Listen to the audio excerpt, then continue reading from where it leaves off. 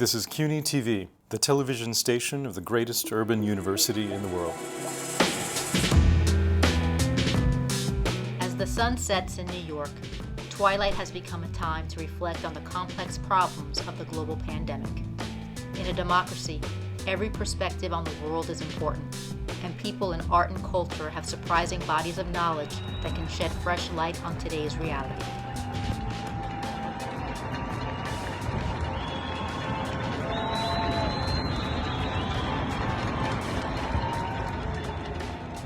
The following conversations with artists Mark Dion and Elaine Mayes took place in upstate New York at that time of the day. Mark Dion is an artist whose work addresses human perceptions of the natural world. A collector and installation artist, Dion's assemblages of specimens and scientific ephemera mimic 18th and 19th century curiosity cabinets as both commemoration and critique of man's desire to understand and control nature. Not every artist's work creates an image of who that artist is, but I think in some ways if I look at your work in its totality, I would think of you as English or 19th century English even. I think that's really a culture that I'm very interested in. I mean, I think a lot of our sort of problems that we deal with in terms of the culture of nature and our relationship to it really stem from the 19th century, and we're sort of not over them. The 19th century is this great moment where we begin to find these kind of solutions to some of these problems, like evolution and like the beginnings of ways of thinking about other cultures respectfully. But in the midst of that, of course, is the opposite, is a very colonial thinking, is a very hierarchical relationship to nature and other peoples. And so trying to disentangle that is really an interesting thing for me. Explain what a folly is. How I see a folly is a model of diminutive architecture, which is really designed not so much to have a sort of practical purpose. It's meant to create meaning, to produce a situation, right? And this idea that I could actually work with something that is architecture, at the same time it has a sculptural form, and it has an interior, so I don't have to give up being an installation artist. Yeah. I am, in some way formed by my interest in the cabinet of wonder, the sort of Renaissance and Baroque traditions of collecting, and following that right through the development of natural history and into the ways we're caught in this trap of seeing ourselves as very separate from the natural world today. It strikes me that the reason one wouldn't think of you as being American is because Americans tend to exploit,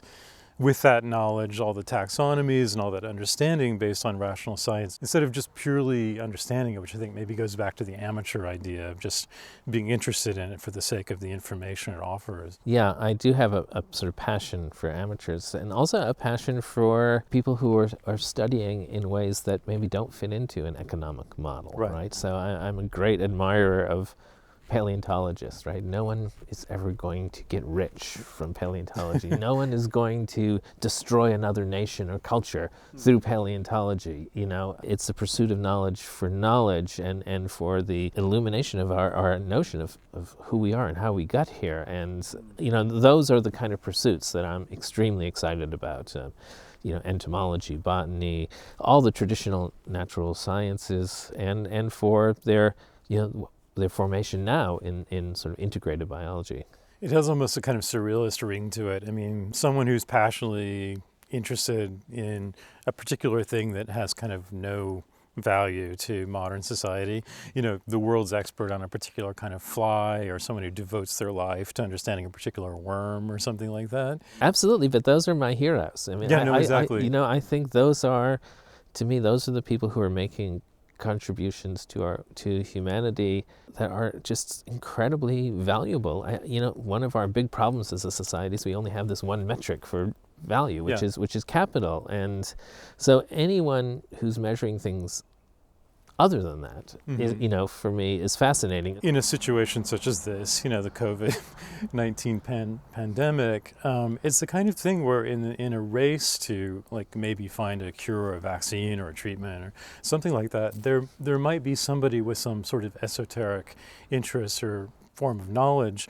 Absolutely, and also there may be natural resources, that plant or animal compounds that we have neglected that might find their way into something like a vaccine or something. I think also in relationship to the study of history and philosophy, those things really are relevant to this situation we're in now.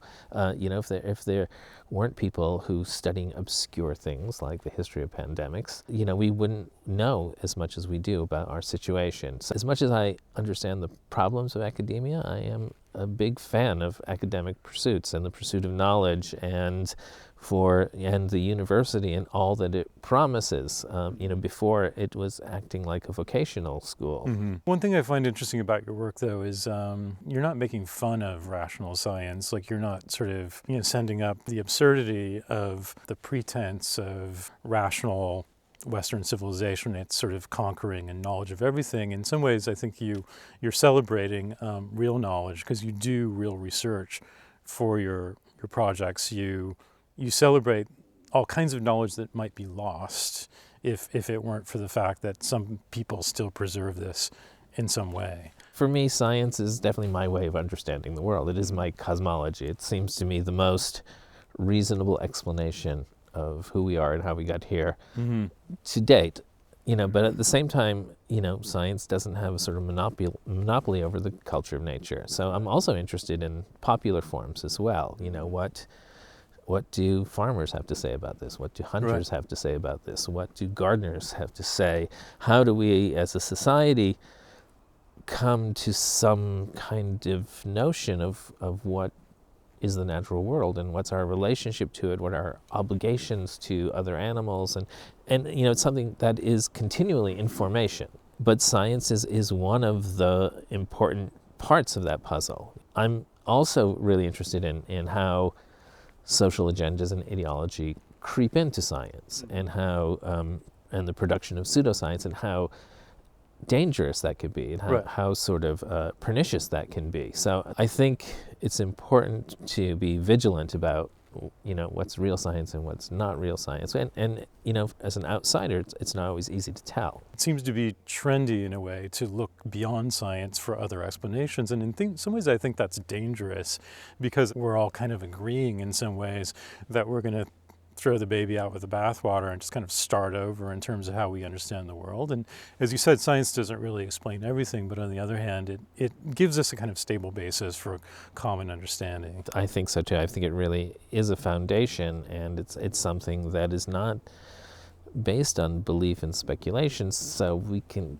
kind of agree. If something is a fact, we should be able to agree. It's okay that people have other readings of the world that maybe are metaphoric or mystic, but I think that it's a mistake to sort of confuse those things and to see those as something other than poetic. In terms of the poetics of that, I'm very interested in that, and I'm especially interested in that and how that works for artists. It's really, science has a way of proceeding, and if you break those boundaries, if you transgress that border, it's not science anymore, and that's very, very clear. But as artists, we can use a very different vocabulary to talk about some of those same things, and we can use things like anthropomorphism, for instance, and humor and metaphor and all of this kind of stuff, which is that's sort of our bread and butter, but we're not conducting science. Right. But I think, science and art are allies.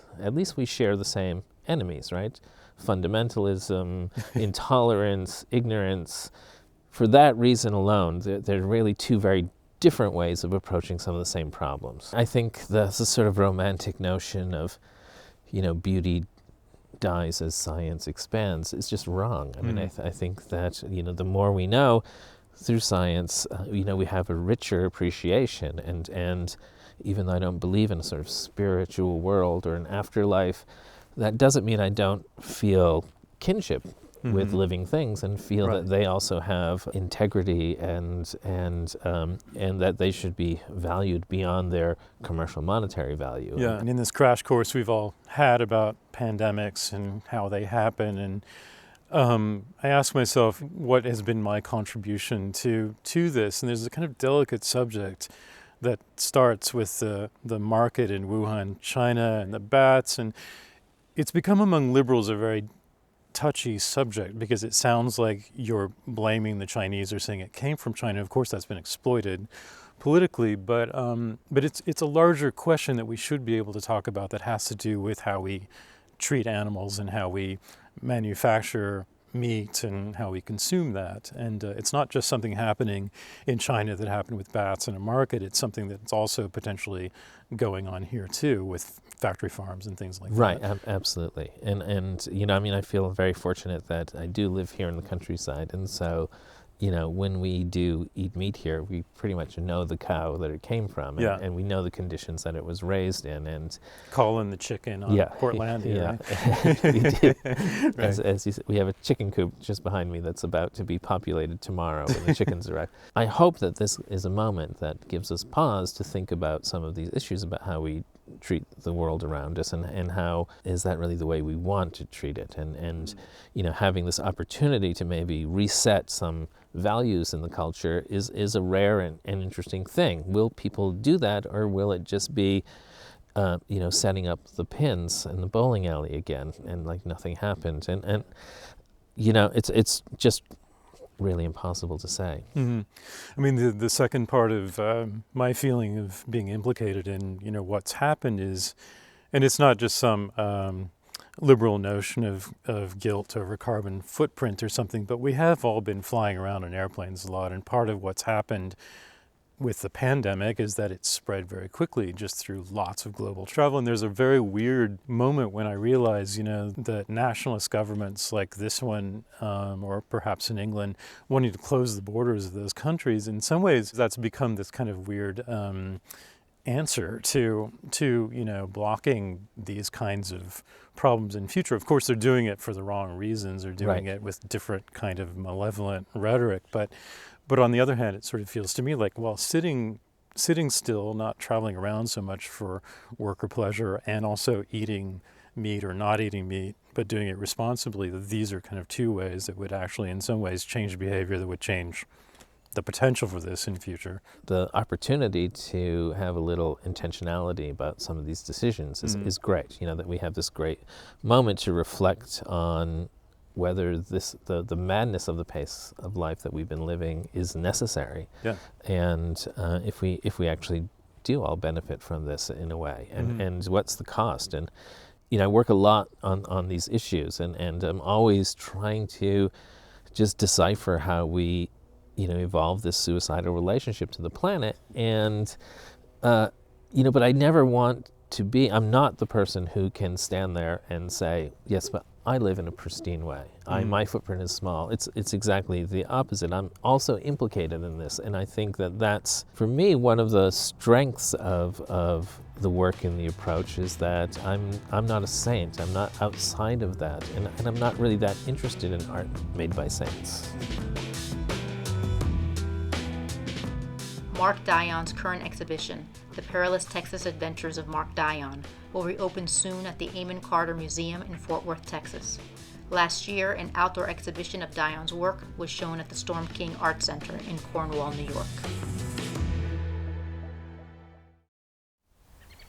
Elaine Mayes began her career in the 1960s photographing the Monterey Pop Festival, which featured musicians such as Janis Joplin and Jimi Hendrix, and she covered the hippie scene in San Francisco's Haight-Ashbury district.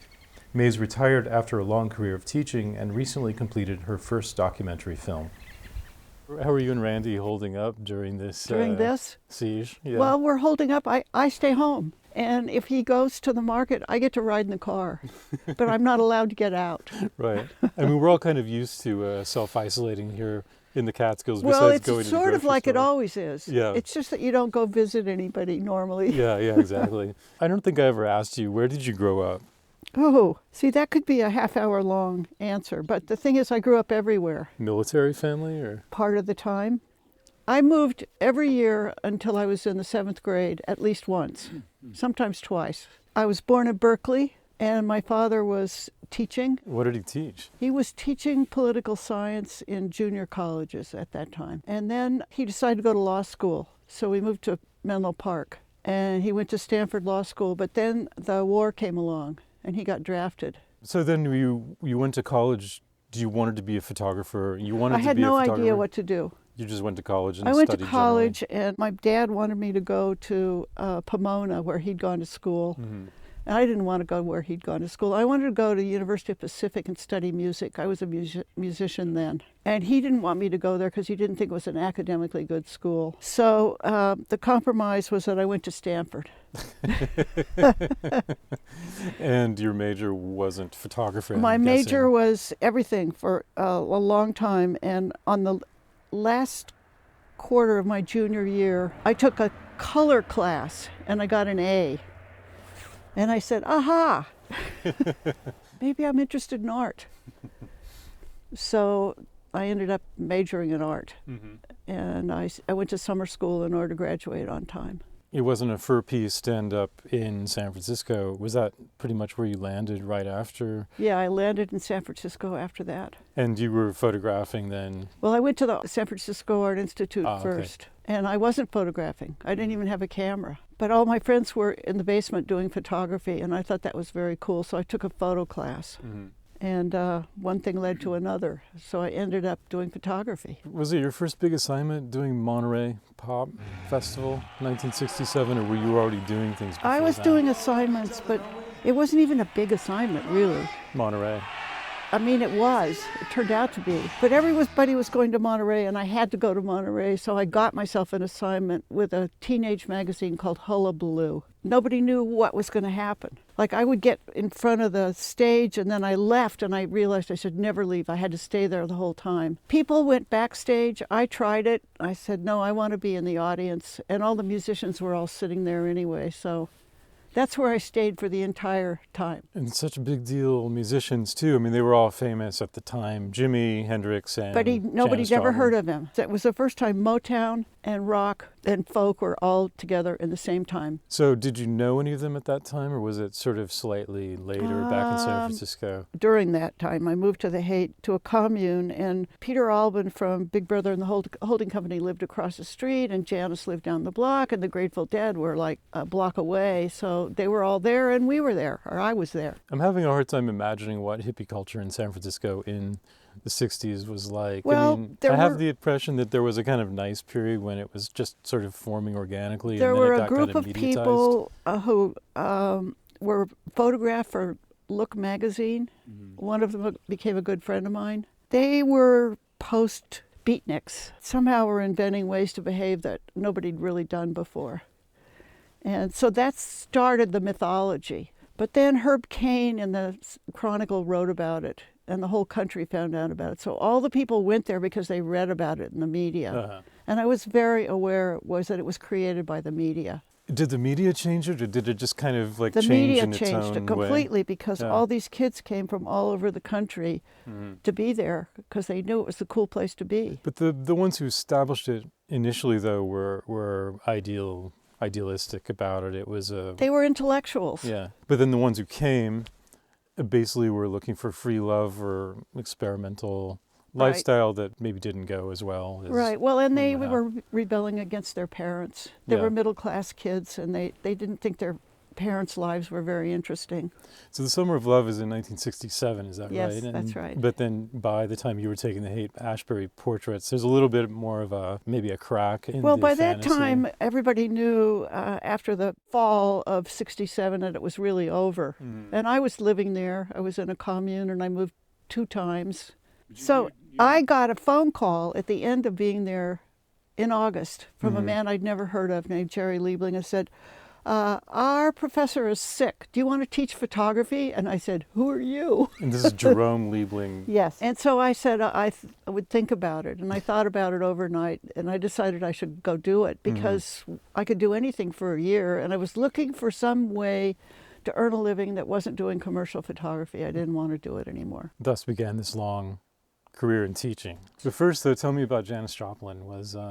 She was someone you just knew around the neighborhood? And Yeah, you she was around photographed the her. neighborhood, and I photographed her in a fashion shoot. Somebody was designing hippie clothes. I knew her girlfriend who had a store on Haight Street, so it was a pretty close, tight community, really. Mm-hmm. Everybody knew everybody else. You had a long friendship with Helen Levitt. That's did. what brought you to the Catskills. That's a really good story. First. I'll indulge you and tell you what Go it was. ahead, I was going to ask. I was in San Francisco in the summer after my first year of teaching. I met a man named Jerry Michaels, who was a film editor, and he wanted to get mail at my address. I said, sure, Jerry, of course. And one day a letter came and it said, Jerry Michaels, care of Elaine Mayes, and in the upper left-hand corner it said H. Levitt, 4 East 12th Street, New York, New York. And I said, Jerry, who is this? And he says, it's who you think it is.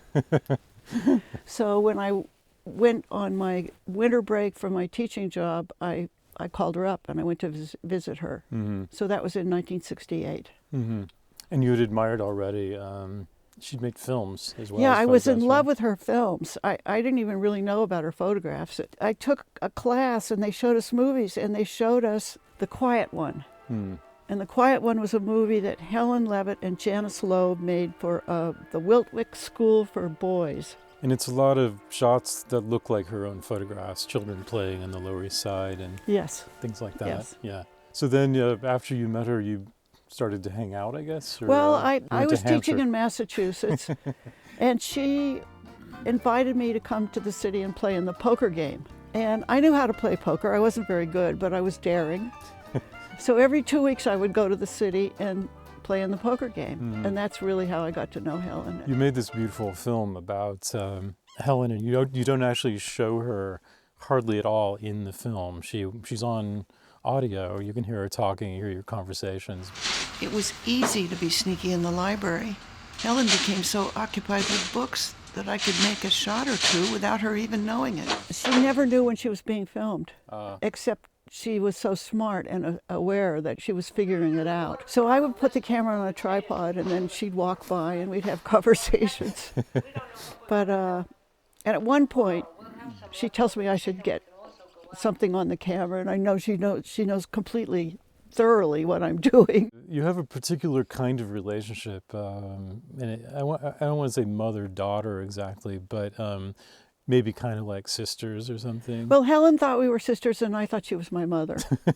Helen was approximately the same age as my mother, who had died when I was 8.5 years old. It made sense. She was a photographer, and her name was Helen, and she was the right age. We were really good friends, Helen and I. I was her daughter. Back to your teaching career. You taught for 35 years in different places. Yeah. You must have gotten something out of it. I mean, I think people find teaching exhausting sometimes. Well, I'd say it's all serendipity and luck. Same thing. But I got a call from Jerry asking me if I wanted to teach at the University of Minnesota, so I went and did that. Mm-hmm. And I went back to San Francisco, and I got another phone call from Jerry asking me if I wanted to teach at Hampshire College. Mm. And Hampshire was just beginning. But you went on to teach at Bard, which is a similar format too. Yeah. So I got married, I got divorced, I wanted to get out of town. So I went to New York. I'm trying to think of how this happened. I think Helen told me there was a job at Bard and I should apply for it. So I did. And I got the job. And there were hundreds of people that applied for it. I don't know how I got the job, but I got the job. And it was like Hampshire, except they had grades. But then eventually you ended up at NYU, at Tisch, right? And I left Bard after 2 years. I took another year off and did some more editing. And then I went to NYU. The Tisch School of the Arts is like a liberal arts college. Right. It was founded in 1965 as a film school for grad film. I was right at home there, except they had grades and they had syllabus. I had never made a syllabus in my entire life. You were teaching pretty technical things though, right? Well, that was the other thing. They asked me what I could teach. I said, I can teach anything. Yeah. And they wanted me to teach the zone system. Ansel Adams. Ansel Adams, Minor White zone system. And I knew what it was, and I'd never taught it. I didn't know how to teach it, but I told them, of course I can teach it. Yeah. Did you teach more than technical, though? I mean, was teaching at that time photography or art classes, was there like well, at readings Hampshire and every place I'd been, you didn't really teach technical. You showed them the darkroom, you showed them how to make a print, and you kind of turned them loose and had critiques. So the conversations were more about like what you were choosing to photograph. Absolutely. Yeah. I mean, if it needed technical commentary, it got it, but that's not what it was about. It was about ideas. Do you consider yourself a photographer who teaches or a teacher who's a photographer? I consider myself an artist who teaches. An artist who teaches. I've never liked that photographer designation because I think it makes it sound too much of a profession or a technical skill. Yeah, it's a problem, that description. Still, yeah, Or because that we wording. still separate photographer from artists of all kinds. But there was a lot of prejudice about photography through the years because nobody thought it was an art form. People used to try to figure out ways to prove it. So Now I wonder if photographic education is drying up because so many people just learn on their own. yeah, how to use I their don't think iPhone. photographic education is going to stick around. I think art education, and a student will do whatever medium they want to do. Elaine Mayes' photographs of the Monterey Pop Festival are published in a book titled It Happened in Monterey. Her Haight-Ashbury portraits are in the permanent collections of the Metropolitan Museum of Art and the San Francisco Museum of Modern Art.